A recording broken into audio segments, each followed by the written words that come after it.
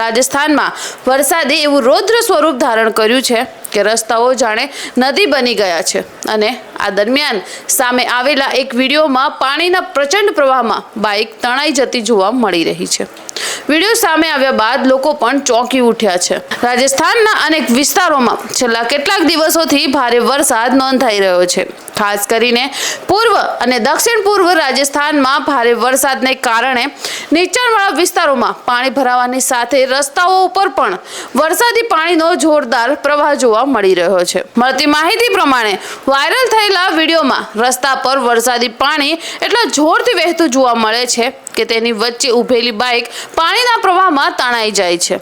વિડીયોમાં પાણીની ઝડપ એટલી વધારે જોવા મળે છે કે બાઇક થોડીક ક્ષણોમાં પોતાની સ્થાનેથી દૂર વહેતી જાય છે। આ દ્રશ્ય એ વાતનો સંકેત આપે છે કે ભારે વરસાદ દરમિયાન રસ્તા પર ભરાયેલું પાણી કેટલું ખતરનાક બની શકે છે।